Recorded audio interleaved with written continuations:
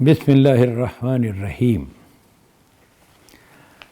تطہیر اخلاق کے حوالے سے ریاض الصالحین کا مطالعہ کیا جا رہا ہے۔ آج جو حدیث زیر بحث ہے اس کے الفاظ یہ ہیں: وعن ابی بکر نفیع بن الحارث رضی اللہ عنہ ان النبی صلی اللہ علیہ وسلم قال اذا التقى المسلمان بسیفیہما فالقاتل والمقتول فی النار۔ قلت یا رسول اللہ هذا القاتل فما بال المقتول؟ قال انه كان حریصا علی قتل صاحبہ۔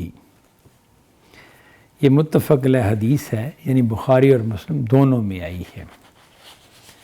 اس کا مضمون دیکھیں، بڑا ایک لگتا ہے کہ جیسے ایک بڑی ڈیفرنٹ بات ہے۔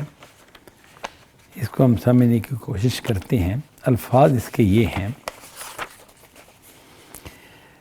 ابو بکر نفیع بن حارث رضی اللہ عنہ جو صحابی تھے، ان سے روایت ہے کہ نبی صلی اللہ علیہ وسلم نے کہا اذا التقى المسلمان بسیفیہما، جب دو مسلمان اپنی تلواروں کے ساتھ ایک دوسرے سے جنگ کرتے ہیں، یعنی کہ تلواریں لے کر ایک دوسرے سے ملتے ہیں جنگ کے لیے، تو ان میں قاتل اور مقتول دونوں کے دونوں دوزخی ہوتے ہیں، دونوں ہی آگ میں جائیں گے۔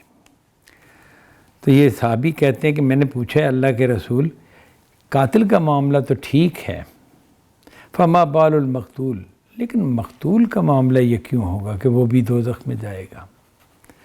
تو آپ نے فرمایا انہ کان حریصا علی قتل صاحبہ، وہ اپنے ساتھی یعنی اپنے مقابل کے بندے کے لیے قتل کا حریص تھا، وہ اس لیے دوزخ میں جائے گا کہ وہ بھی قتل ہی کرنا چاہتا تھا۔ اس حدیث کو اب دیکھیں کہ اگر ہم یہ دیکھیں کہ مسلمان کو کس طرح بیان کیا گیا کہ مسلمان کیا شخصیت ہوتی ہے، جو اللہ پر ایمان لے آیا، جس نے دین کو قبول کر لیا، تو اس کے بارے میں کہا گیا کہ المسلم من سلم المسلمون من لسانہ و یدہ۔ یہ حدیث ہی کے الفاظ ہیں کہ مسلمان وہ ہے جس کے ہاتھ اور زبان سے دوسرے مسلمان سلامت رہیں، یعنی وہ کاہے کا مسلمان جس کی ہاتھ اور زبان سے مسلمان سلامت نہ ہوں۔ یہ اس فطرت کا بیان ہے کہ انسان جس پر اللہ نے پیدا کیا انسان کو، جب وہ اسلام لاتا ہے تو اس فطرت پر دین اس کو کھڑا کرتا ہے۔ تم نے ایسی شخصیت اپنانی ہے، تم خدا کے بندے ہو، تمہارے ہاتھ سے خدا کے بندے سلامت رہنے چاہیے، تمہاری زبان سے بھی سلامت رہنے چاہیے۔ یہ نہیں ہو سکتا کہ تم مسلمان بھی ہو، اللہ کو ماننے والے بھی ہو، اور اللہ ہی کے بندے تمہاری طرح کے انسان جو ہیں تمہاری زبان اور تمہارے ہاتھ سے تنگ ہوں، وہ کسی تکلیف اور مصیبت میں مبتلا ہوں، یہ نہیں ہو سکتا۔ پھر یہ فرمایا کہ الدین النصیحہ، کہ دین تو سراسر نصیحت کا نام ہے۔ نصیحت یعنی خیر خواہی، نصیحت کا معنی ہے خیر خواہی، یعنی کہ دین اگر آپ نے اپنایا ہوا ہے تو اس کا مطلب تو یہ کہ آپ تو بس بھلائی چاہنے والے ہیں۔ کس کی؟ ہر ایک کی، ہر ایک کے ساتھ آپ کا رویہ نصیحت کا ہے، خیر خواہی کا ہے، اچھے سلوک کا ہے، اس کا بھلا چاہنے کا ہے۔ یہ نہیں ہو سکتا کہ آپ مسلمان بھی ہوں اور کسی کا برا بھی چاہیں، اس کی کوئی گنجائش ہی نہیں ہے اسلام میں۔ اب یہ چیزیں جو ہیں ان کو آپ دیکھیں، پھر اس کے ساتھ ایک اور آیت ہے، اس پر آپ غور کریں کہ وہ آیت میں کیا بتاتی ہے۔ فرمایا المومنون والمومنات بعضهم اولیاء بعض، کہ مومن مرد اور مومن عورتیں جو ہیں یہ ایک دوسرے کے دوست ہوتے ہیں، ولی ہوتے ہیں، یعنی ایک دوسرے کے دوست ہوتے ہیں۔ یامرون بالمعروف وینہون عن المنکر، وہ بھلائی کا حکم دیتے ہیں اور برائی سے روکتے ہیں، یعنی ان کی جو دوستی ہے، ان کا جو تعلق ہے، ولایت کا تعلق ہے جو باہمی طور پر، وہ کیا تعلق ہے کہ یہ بھلی بات کہتے ہیں دوسرے کو، بھلائی کا مشورہ دیتے ہیں، بھلائی کی طرف دوسرے کا رخ موڑتے ہیں اور برائی سے روکتے ہیں، یعنی دوسرے کا بھلا چاہتے ہیں ایک دوسرے کا۔ میں اگر کسی کا بھلا چاہوں گا تو اسی طرح، وہ اگر میرا بھلا چاہے گا تو اسی طرح، وہ مجھے نیکی کی طرف راغب کرے گا، برائی سے روکے گا۔ یہ باقاعدہ اللہ تعالیٰ نے فرما دیا کہ مومن مرد اور مومن عورتیں ایک دوسرے کے دوست ہیں، وہ بھلائی کا حکم دیتے اور برائی سے روکتے ہیں۔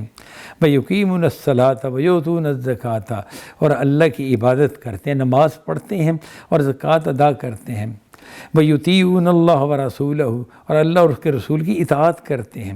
اولئک سیرحمہم اللہ ان اللہ عزیز حکیم، یہی وہ لوگ ہیں جن پر اللہ تعالیٰ عنقریب رحمت کرے گا، یعنی کہ ان کی بخشش ہوگی، ان کی مغفرت ہوگی، انہیں خدا کی جنت میں جگہ ملے گی۔ بے شک اللہ تعالیٰ زبردست بھی ہے اور حکمت والا بھی ہے، یعنی اس نے جو سارا یہ پروگرام ترتیب دیا ہے دنیا کی آزمائش کا، یہ بہت حکیمانہ ہے، اور اللہ تعالیٰ زبردست ہے۔ وہ جو مجرم ہوگا اس کو پکڑنے میں اس کو کوئی دقت پیش نہیں آئے گی، وہ تو غالب ہے۔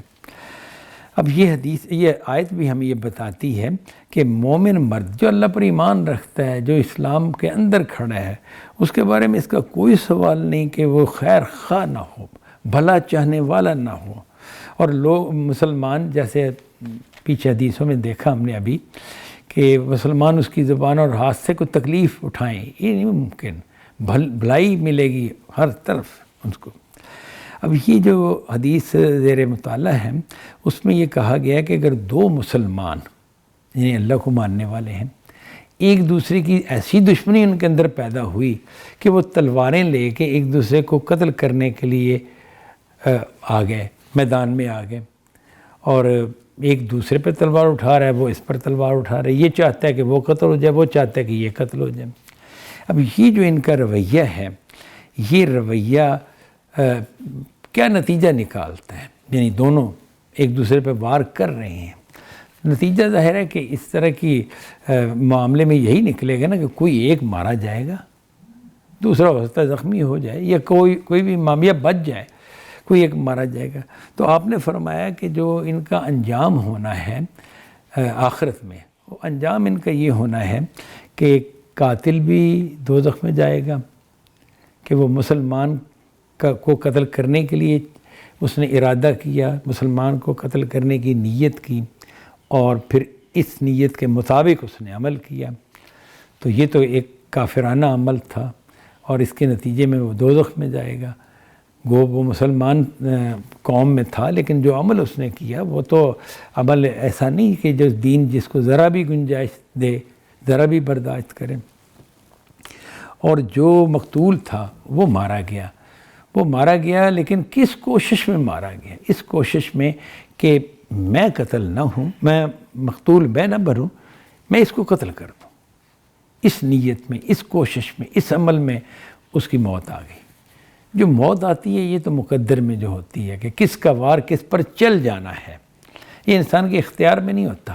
وہ کوشش تو کر رہا ہوتا ہے، اپنی طرف سے تو چاہتا ہے کہ دوسرے کو میں مار دوں، لیکن جو واقعات نتیجتاً رونما ہوتے ہیں وہ خدا کی اذن سے ہوتے ہیں، کہ جس چیز کا اللہ تعالیٰ نے اذن دیا ہوتا ہے وہی واقعہ ہو جاتا ہے۔ تو واقعہ اس کیس میں یہ ہوا کہ ایک صاحب نے دوسرے کو قتل کر دیا، کوشش دونوں کر رہے تھے۔ تو آپ نے فرمایا کہ یہ جو دوسرا شخص ہے کہ جو مقتول ہو گیا ہے، یہ حریص تو یہ بھی تھا نا کہ قتل کرے اس کو، چاہتا تو یہ بھی تھا، کوئی کمی اس نے تو نہیں کی، نہ اس نے کوئی کمی کی نہ اس نے کوئی کمی کی، تو دونوں ہی دوزخ میں جائیں گے۔ اور یہ واقعہ کہ یہ اس کو قتل کرنے میں کامیاب رہا اور وہ قتل ہو گیا، یہ واقعہ تو وہ ہے کہ جو خدا نے پھر جو ہونے دیا، خدا کے تقدیر میں، خدا کی طرف سے جو تقدیر تھی اس میں جو کچھ تھا وہ واقعہ اس طرح سے ہو گیا۔ اس کے بعد ایک اور پہلو جو ہے وہ بھی بہت اہم ہے کہ کیا ہر دو لڑنے والے جو ہیں ان کا یہ معاملہ ہوتا ہے؟ ایسا ہو جاتا ہے کہ دو مسلمان ہیں اور وہ آپس میں الجھ پڑے ہیں، اور ان میں سے ایک نے دوسرے کو مار دیا ہے، تو کیا لازماً ہر جگہ یہی معاملہ ہوگا؟ نہیں، فرق ہو جائے گا۔ اس کے حوالے سے حدیث میں ہم ایک دوسری حدیث میں یہ الفاظ ملتے ہیں، من قتل دون مالہ فہو شہید ومن قتل دون اہلہ او دون دمہ او دون دینہ فہو شہید۔ یعنی جو شخص اپنے مال کی بنا پر مارا گیا، کسی آدمی نے اس سے مال چھیننا چاہا اور اس نے مال اس کو نہیں دیا، وہ اس سے لڑا اور یہ اس سے لڑا، نتیجتاً اس نے جو مال چھیننا چاہتا تھا اس نے اس کو مار دیا، تو فرمایا کہ یہ شخص جو اپنے مال کی حفاظت میں مارا گیا ہے یہ شہید گنا جائے گا۔ اسی طرح اپنی عزت کی حفاظت میں مارا گیا، شہید گنا جائے گا، اپنے یعنی کہ دین کی حفاظت میں مارا گیا تو شہید کہلائے گا۔ حالانکہ لڑ یہ بھی رہا تھا اور لڑ وہ بھی رہا تھا۔ ہر دو لڑنے والے لازم نہیں کہ دونوں کے دونوں دوزخی ہوں۔